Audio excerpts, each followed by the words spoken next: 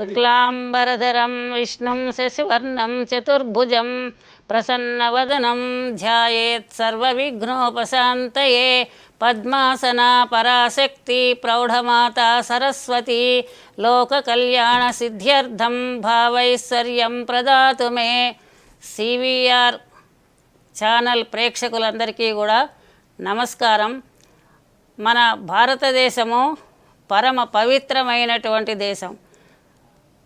ఈ ప్రపంచంలో ఉన్నటువంటి భూభాగంలో 7 ఖండాలు ఉన్నాయి అని చెప్పి మనకి వేదాలు చెప్తున్నాయి. సప్తద్వీప వసుంధర అని అంటారు.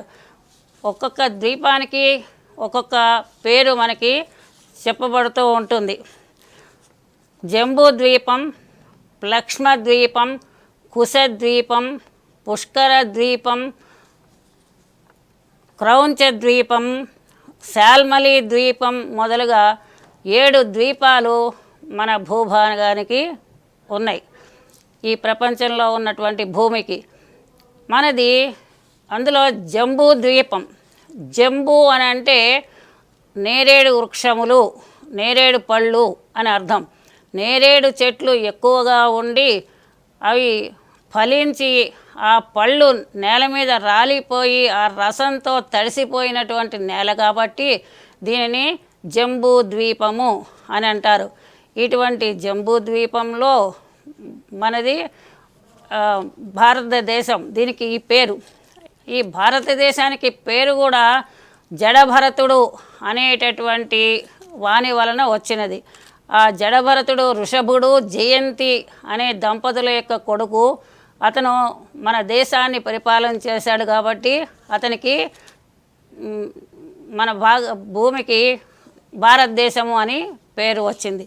ఈ దేశంలో పవిత్రమైనటువంటి జీవనదులు గంగా, గోదావరి, కృష్ణ, తుంగభద్ర మొదలైనటువంటి నదులు, అలాగే పవిత్రమైనటువంటి కుల పర్వతాలు, అలాగే మనకి గోదావరి, గంగా, కృష్ణ మొదలైన జీవనదులు డెల్టా అంటే మైదానాల్లో పండేటటువంటి చక్కనైనటువంటి పంటల వలన కూడా మనకి ఈ భూభాగం అంతా కూడా చాలా పరమ పవిత్రంగా మన ప్రజలందరికీ కూడా ఆనందాన్ని కలిగిస్తూ ఉంటుంది.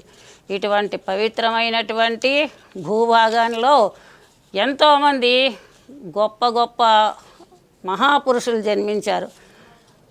రాముడు, కృష్ణుడు మొదలైనటువంటి అవతార పురుషులు, మహామునులు, సప్త మహర్షులు, తర్వాత ఇంకా రామకృష్ణ పరమహంస, ఆది శంకరాచార్యుల వారు, మధ్వాచార్యుల వారు, అలాగే ఇంకా రామానుజాచార్యుల వారు, ఇలాంటి మహాపురుషులందరూ కూడా జన్మించారు.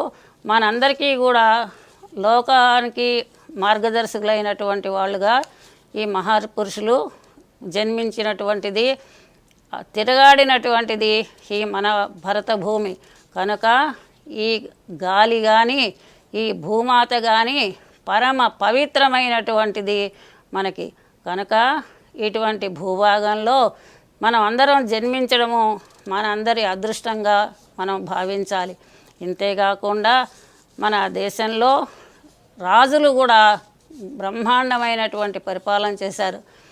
షట్చక్రవర్తులు మనకి పరిపాలన చేశారు. ఆ షట్చక్రవర్తుల్లో హరిశ్చంద్ర మహారాజు ఒకడు, అలాగే ఇంకా మగధ దేశాన్ని పరిపాలించినటువంటి చంద్రగుప్తుడు, ఇంకా శివి చక్రవర్తి, బలి చక్రవర్తి, రాక్షసరాజు అయినటువంటి బలి చక్రవర్తి, వీరందరూ కూడా ధర్మబద్ధంగా పరిపాలన చేశారు. వీరందరిలోకి కూడా రఘువంశపు రాజులు ఉత్తమోత్తమమైనటువంటి పరిపాలన చేసినట్లుగా మనకి తెలుస్తోంది. ఇలాగే ఇంకా గొప్ప గొప్ప శాస్త్రవేత్తలు కూడా మన దేశంలో జన్మించారు. ఆర్యభట్టు, కణాదుడు, భాస్కరాచారి మొదలైనటువంటి వాళ్ళందరూ కూడా మన శాస్త్రానికి, విజ్ఞానానికి ఆటపట్టులయ్యి మనకి ప్రపంచానికి అంతటికీ కూడా ఆదర్శమూర్తులుగా నిలిచారు గొప్ప శాస్త్రవేత్తలుగా కూడా మార్గదర్శకులు అయ్యారు. ఈ ప్రపంచంలో గొప్ప విజ్ఞానం వచ్చింది అని అంటే అది మన దేశం నుంచే ప్రారంభమైనట్టుగా మనకి తెలుస్తూ ఉంటుంది. ఈ సప్తఖండాత్మకమైనటువంటి ఈ భూమిలో ఉన్నటువంటి ఈ భరత భూమి ప్రపంచంలో అందరూ కూడా వేరే దేశాల వాళ్ళు మా దేశానికి ఈ పేరు అని వాళ్ళు పేరు పెట్టుకునే సమయానికే మన దేశంలో 1000 సంవత్సరాల నాగరికత ఉంది అని చెప్పి పెద్దవాళ్ళు చెప్తూ ఉంటారు. ఇటువంటి గొప్ప భూమిలో పుట్టినటువంటి రాజులు మనకి మార్గదర్శకులు, రాజులకి మహర్షులు మార్గదర్శకులు కనుక ఈ ధర్మబద్ధమైనటువంటి పరిపాలన చేసినటువంటి మహారాజుల్లో విక్రమార్క చక్రవర్తి కూడా ఒకడు. ఈ విక్రమార్క చక్రవర్తి మాళవ దేశంలోని ఉజ్జయిని నగరాన్ని పరిపాలించినట్లుగా మనకి తెలుస్తోంది. ఈ రాజులు కూడా చక్కగా ఎలా పరిపాలన చేశారు అని అంటే రఘువంశ రాజుల గురించి మనం ఆలోచిస్తే త్యాగాయ సంవృతార్థానాం సత్యాయ మితభాషిణాం యశసే విజగీషూణాం ప్రజాయై గృహమేధినాం. త్యాగాయ సంవృతార్థానాం ధనాన్ని సంపాదించాలి. ఎందుకు సంపాదించాలి అంటే త్యాగం కోసం. విశ్వజిత్ త్యాగం చేసి తను తెచ్చినటువంటి ధనమంతా కూడా రఘుమహారాజు దానం చేసేసి ఆఖరికి వరతంతు మహర్షి శిష్యుడు కౌత్సుడు ఆయన దగ్గరికి గురుధనం కోసం వచ్చినట్లయితే ఆయనకి మట్టి పాత్రల ద్వారా స్వాగతం చెప్తాడు. అంటే ఆ విశ్వజిత్ త్యాగం వలన వచ్చినటువంటి ధనాన్ని తన దేశంలో ఉన్నటువంటి వాళ్ళందరికీ కూడా పంచిపెట్టేశాడు ఆ మహారాజు. అంచేత వీళ్ళు త్యాగం కోసమే ధనాన్ని సంపాదించేవారు. ఈ రకంగా రఘువంశరాజులు గొప్పతనం మనకి తెలుస్తోంది. త్యాగం అనేటటువంటిది మనం వారి నుంచి నేర్చుకోవలసినటువంటిది. అలాగే సత్యాయ మితభాషిణాం తక్కువ మాట్లాడేవారట. ఎక్కువ మాట్లాడితే అనేకమైనటువంటి మాటలు మాట్లాడడంలో అసత్యాలన్నీ వస్తూ ఉంటాయి, అనవసరమైనటువంటి సంభాషణ వస్తూ ఉంటుంది, ఎదుటి వారిని బాధించేటటువంటి విషయాలు కూడా వస్తూ ఉంటాయి. కాబట్టి సత్యాయ సత్యం కొరకే తక్కువగా మాట్లాడేటటువంటి వాళ్ళు. అలాగే యుద్ధాయ యశసే విజగీషూణాం కీర్తి యందు వాళ్ళకి కోరిక ఉండేటటువంటిది. వాళ్ళు ధర్మబద్ధులైనటువంటి రాజులు కాబట్టి వాళ్ళ కీర్తి కోసమే వాళ్ళు కోరుకునేవాళ్ళు అన్నమాట. వాళ్ళ ఏ పని చేసినా కీర్తి కోసమే చేసేటటువంటి వారు.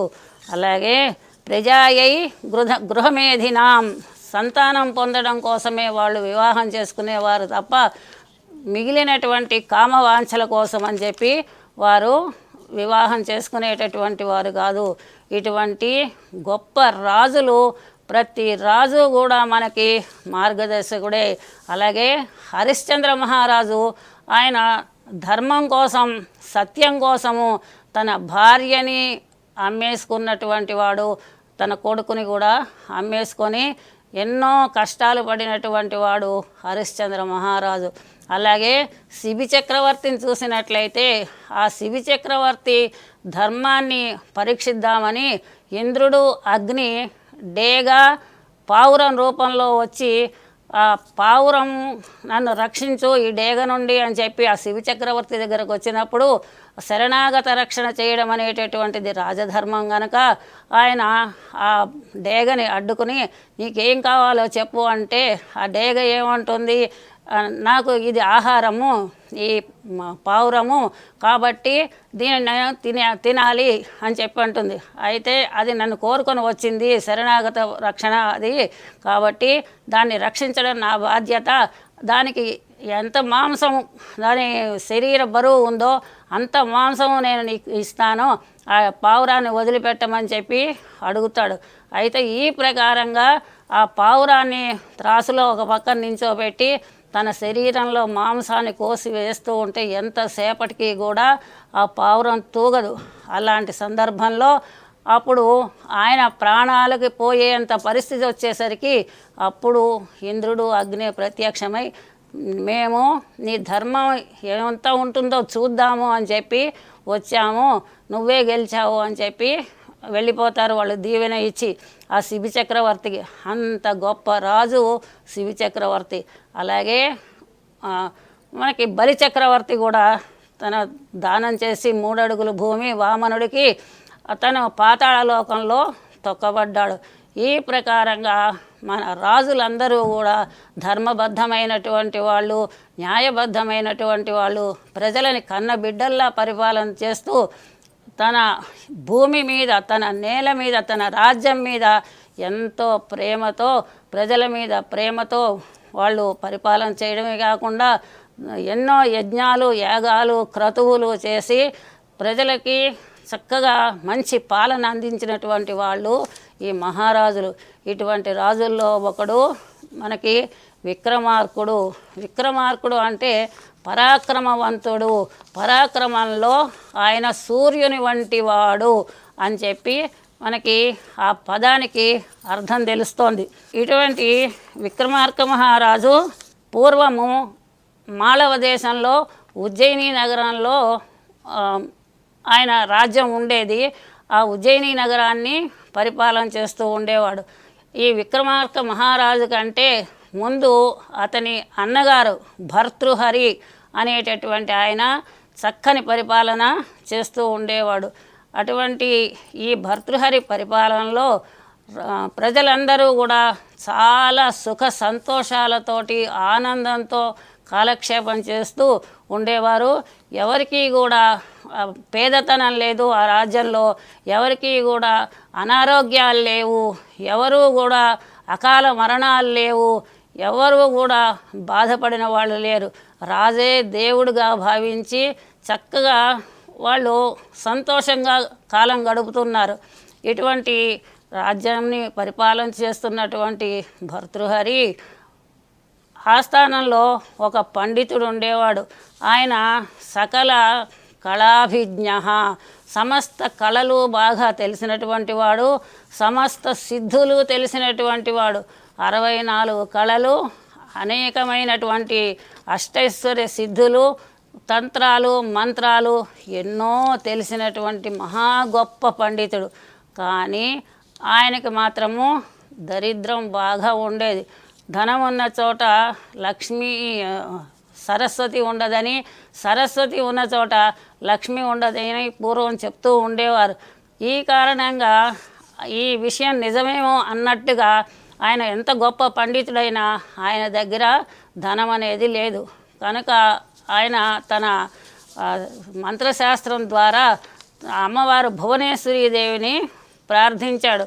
ప్రార్థించి ధ్యానం చేసిన తర్వాత ఆ తల్లి చాలా సంతోషపడి నీకు ఏం కావాలో కోరుకో అని చెప్పి అనింది. అన్న తర్వాత మా బ్రాహ్మణుడు ఈ దరిద్ర బాధ తట్టుకోలేకుండా ఉన్నాను అమ్మ అని చెప్పి ఘోష పెట్టాడు. అమ్మవారితో తప్ప ఇంకెవరితో చెప్పుకుంటారు ఎవరైనానో, జగన్మాత కాబట్టి ఆ జగన్మాతని సేవించి తల్లి ప్రత్యక్షమయ్యేసరికి తన బాధని చెప్పుకున్న తర్వాత ఆ తల్లి అతనికి ఒక పండు ఇచ్చింది.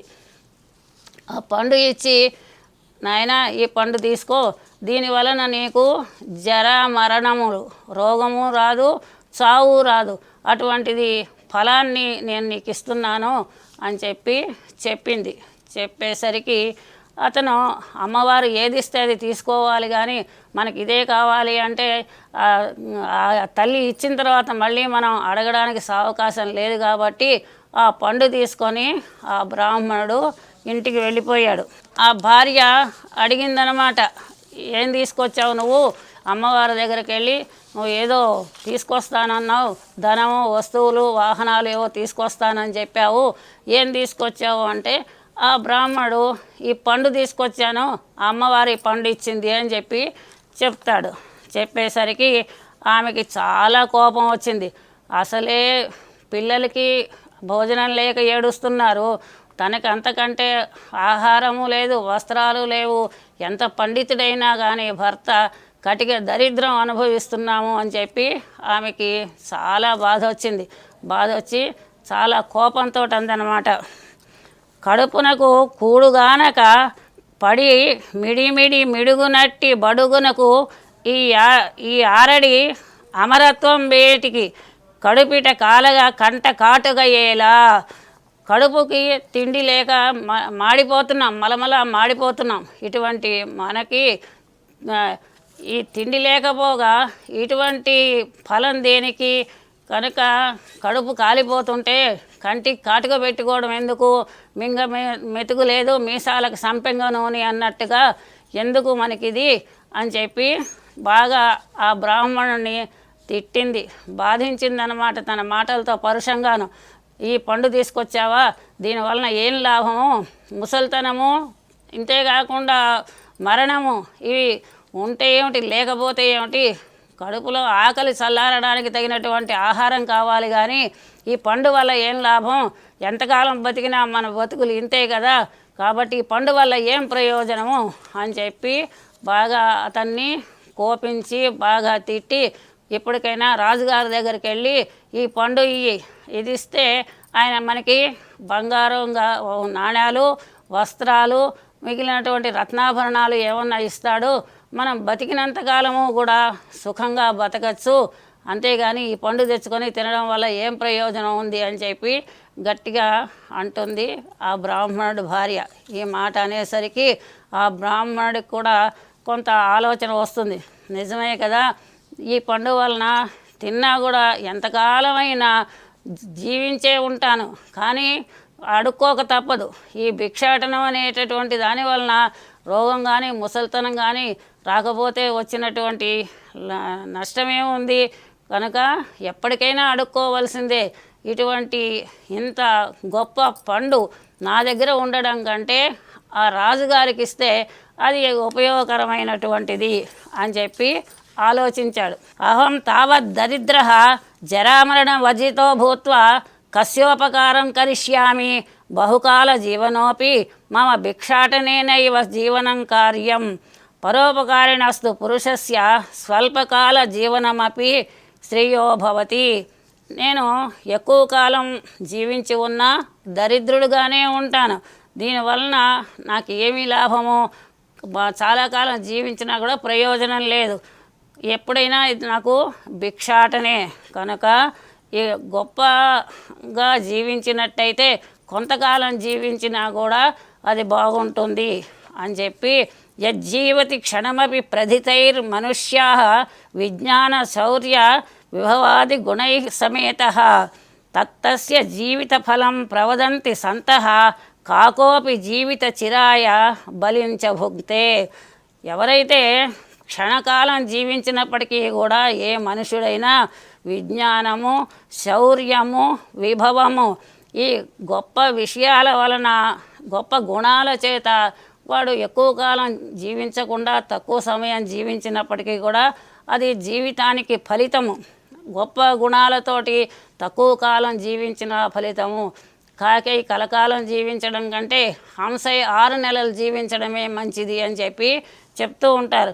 కాబట్టి కాకిలాగా ఇంత చిరకాలం జీవించిన కాకికి ఆహారము బలియే కదా, పిండమే కదా ఆహారం, ఇంతకంటే కాకికి ఏముంది, కాకిలా కలకాలం జీవించినప్పటికీ అని చెప్పి అనుకున్నాడు ఆ బ్రాహ్మణుడు. అనుకొని ఆయన తన ఆ పండు తీసుకొని రాజుగారి దగ్గరికి వెళ్ళాడు. వెళ్ళి రాజుగారికి మంచి ఆశీర్వచనాలు ఇచ్చాడనమాట. ఆ రాజుగారి దగ్గరికి వెళ్ళి ఊరికే మాట్లాడితే బాగుండదు కాబట్టి కొంత అతనికి ఆశీర్వచనం చేశాడు. అహీవ మాలికాం బిభ్రతి తదా పీతాంబరం వపు హరో హరిశ్చ భూపాల కరోతు తవ మంగళం. ఈ పామును పూలమాలగా ధరించినటువంటి వాడు, దిగంబరుడు అయినటువంటి పరమేశ్వరుడు, పసుపు పచ్చని వస్త్రం కట్టుకున్నటువంటి వాడైనటువంటి ఆ విష్ణుమూర్తి నీకు సంపదలు కలిగించుగాక అని చెప్పి పండితుడైనటువంటి బ్రాహ్మణుడు గనుక చక్కగా రాజుగారిని దీవించి అతను తెచ్చినటువంటి ఆ ఫలాన్ని రాజుగారికి ఇచ్చాడు.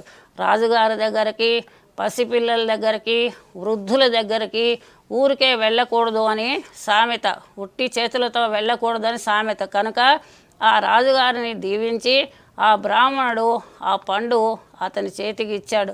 ఇచ్చిన తర్వాత మరి పండు ఇస్తే ఏం లాభము, ఏదో ఊరికే పండిస్తే తినేయడమే కాదు కదా, ఆ పండు మరి సామాన్యంగా వచ్చింది కాదు కదా, ఎంతో తపస్సు ధ్యానము చేసి ఆ భువనేశ్వరీదేవిని మెప్పించినందువలన వచ్చినటువంటి పండు కాబట్టి ఆ పండు గొప్పతనాన్ని చెప్పాలి కనుక ఆ రాజుగారికి చెప్పాడనమాట. రాజా, ఈ పండు నువ్వు తిన్నట్లయితే నీకు జరామరణాలు ఉండవు, ముసలితనము చావు రెండూ ఉండవు.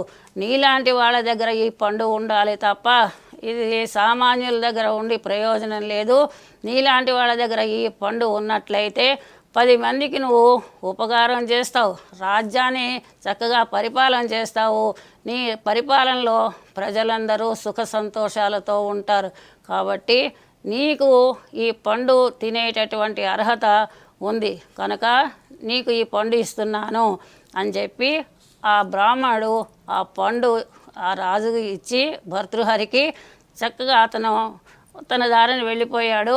రాజు కూడా ఆ బ్రాహ్మణుడికి సత్కారాలు చేశాడు, సన్మానాలు సత్కారాలు చేశాడు. ఈ వచ్చినటువంటి కారణమే ఆ బ్రాహ్మణుడు రాజుగారికి పండు ఇచ్చి రాజుగారి నుంచి కొంత ధనం తీసుకెళ్ళడం అనేది విషయం కనుక ఆ రాజుగారు కూడా ఇతనికి చక్కగా కావలసినటువంటి సన్మానాలు చేసి పంపించాడు. ఆ బ్రాహ్మణుడు కూడా వెళ్ళిపోయాడు. వెళ్ళిపోయిన తర్వాత రాజుగారు ఆలోచించాడనమాట, నేను ఈ పండు తిని ఉంటే ఎక్కువ కాలము నేను జీవిస్తాను, నాకు నా భార్య అనంగసేన అంటే చాలా ఇష్టం కాబట్టి నేను జీవించి ఉండగా ఈమె కనుక చచ్చిపోయినట్లయితే ఆ దుఃఖాన్ని నేను భరించలేను కనుక ఈమెకి ఆ పండు ఇస్తాను అని అనుకున్నాడు. తనకి ఇష్టమైనటువంటి వారిలో అనంగసేన చాలామంది భార్యలు కాబట్టి ఆ రాజుకి బహుభార్యాత్వం కనుక ఆ అనంగసేన యందు ఆయనకి అపరిమితమైనటువంటి అనురాగం కనుక ఆమెను పిలిచి ఆ పండు ఇచ్చాడు. ఆమె ఏం చేసింది, ఆ పండు తీసుకొని తనకి ఇష్టమైనటువంటి గుర్రపుశాలలో ఉండేటటువంటి వాడికి ఆ పండు ఇచ్చింది. ఆయనకి రాజుకి ఆ భార్య మీద ప్రేమ, ఆ భార్యకి గుర్రపుశాల వాడంటే ఇష్టం అన్నమాట. ఈ ప్రకారంగా గుర్రపుశాల వాడికి ఇస్తే గుర్రపుశాల వాడు తనకిష్టమైనటువంటి ఆమెకి ఆ పండు ఇచ్చాడు. ఆమె ఏం చేసింది, ఒక గోపాలుడికి ఇచ్చింది. రాణిగారేమో గుర్రపుశాల వాడికి ఇచ్చాడు, గుర్రపుశాల వాడేమో దాసీకి ఇచ్చాడు, దాసీ ఏమో తనకిష్టమైనటువంటి గోవుల్ని కాసేటటువంటి వాడికి ఇచ్చాడు. ఆ గోవుల్ని కాసేటటువంటి వాడు ఆ గొల్లెత అతనికి ఇష్టమైనటువంటి ఆమెకి ఆ పండు ఇచ్చాడు. ఈ ప్రకారంగా బ్రాహ్మణుడి దగ్గర నుంచి పండు పేడ ఎత్తుకునేటటువంటి అమ్మాయి దగ్గరికి వెళ్ళిపోయింది. ఆమె తట్ట నిండా పేడ ఎత్తుకొని చక్కగా పండు పేడ మీద పెట్టుకొని రాజవీధుల్లో నడిచి వస్తూ ఉంది. ఇలా నడిచి వస్తూ ఉండగా రాజుగారు చూశాడు. చూసి ఈ పండు ఎక్కడిది నీకు అని చెప్పి ఆ అమ్మాయిని పిలిచి అడిగాడు. అడిగేసరికి ఆ అమ్మాయి చెప్పింది. ఇంతేకాకుండా ఆ రాజుగారు బ్రాహ్మణుని కూడా పిలిచాడు. పిలిచి, ఏమయ్యా బ్రాహ్మణ నీకు ఇలాంటి పండు ఇంకోటి ఉందా నీ దగ్గర అని అడిగాడు. అడిగేసరికి ఆ బ్రాహ్మణుడు అన్నాడు, స్వామి మీ దగ్గర అబద్ధం చెప్పకూడదు, రాజు దేవుడితో సమానము, నేను అబద్ధం చెప్పట్లేదు, భువనైక సుందరి భువనైక మాత ఆమె ఇచ్చినటువంటి పండు నాకు ఒక్కటే, అది ఈ ప్రపంచంలో ఎక్కడా దొరకదు, కాబట్టి ఆ పండును నీకు తీసుకొచ్చి ఇచ్చాను, ఇంకా లేదు వేరే పండు, మీరు తిన్నారా లేదా ఆ పండు అని అడిగాడు.